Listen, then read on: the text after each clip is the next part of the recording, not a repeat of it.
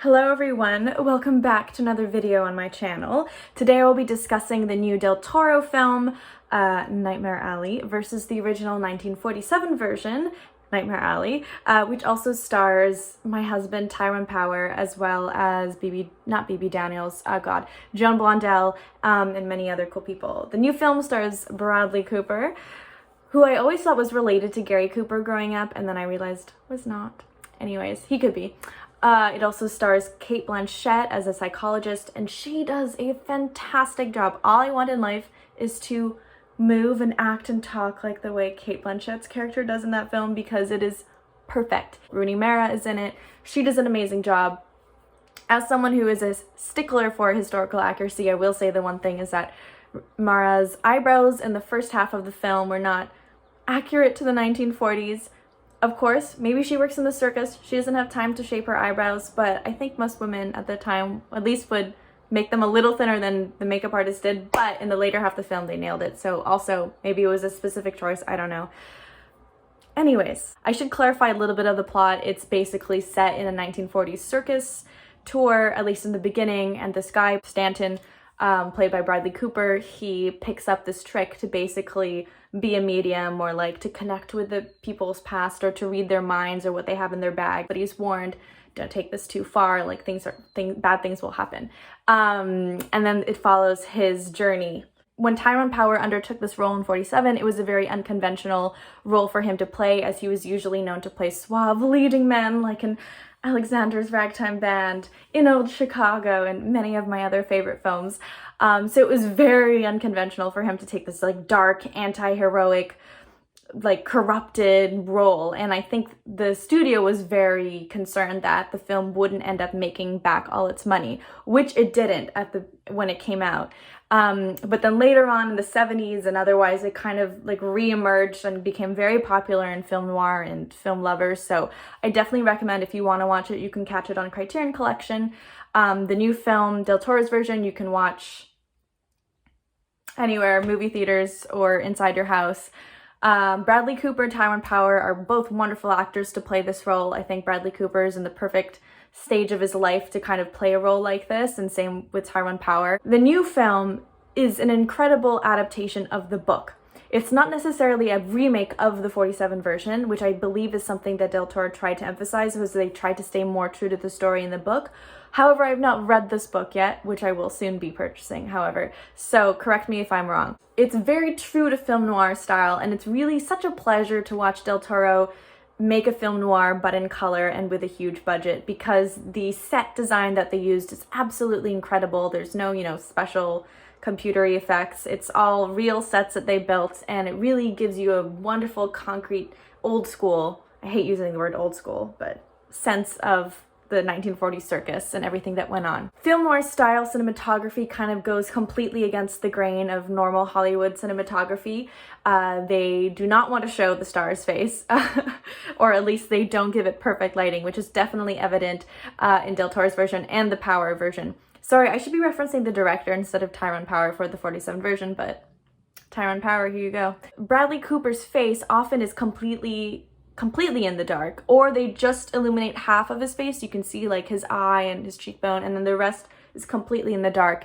And this is very true to film noir style, but also I think there is this whole theme in Del Toro's film of eyes and vision and choosing what to see and what not to see, and reality versus illusion.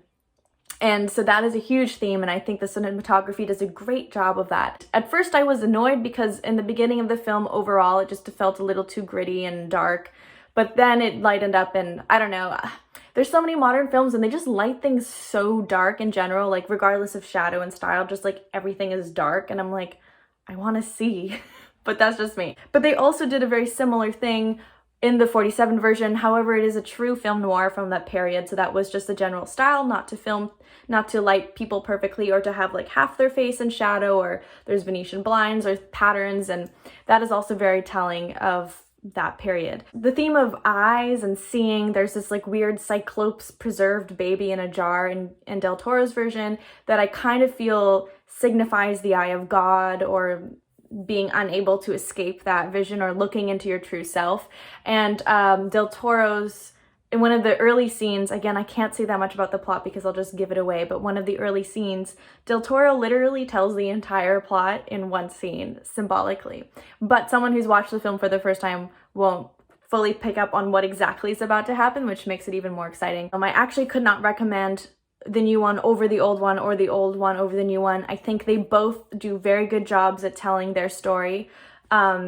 And I really appreciate Del Toro in that sense for not completely just trying to remake the old one, but making his own wonderful version of it. Bradley Cooper's character in the modern version does feel a little darker. A little more ill-willed, actually, in the sense, or a little more aggressive than Tyrone Power's character.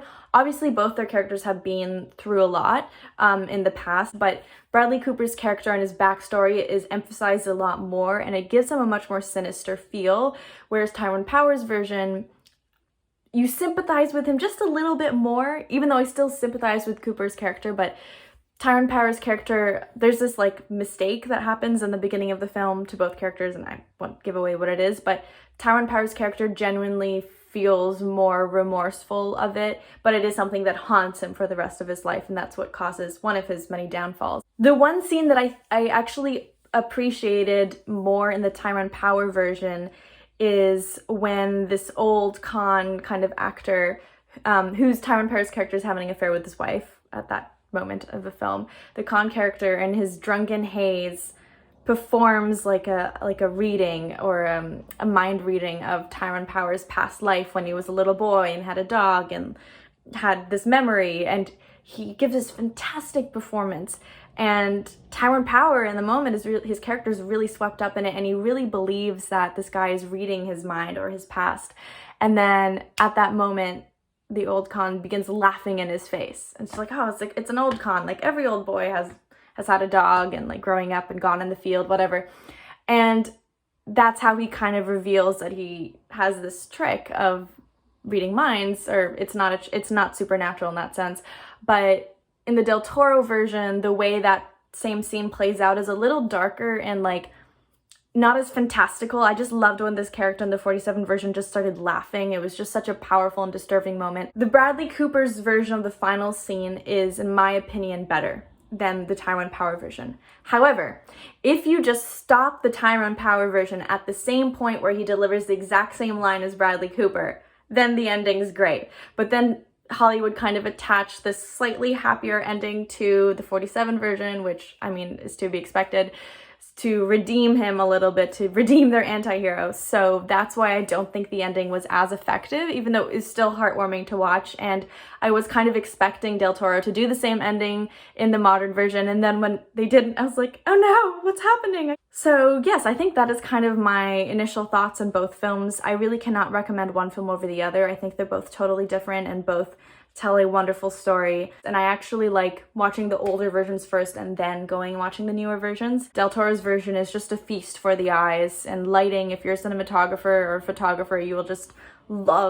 die watching it. So yeah, I think both are equally strong in their storytelling and their script and their acting, and I am just so delighted, honestly, that a newer film remake of an older script or plot or book does not completely butcher what the first film did.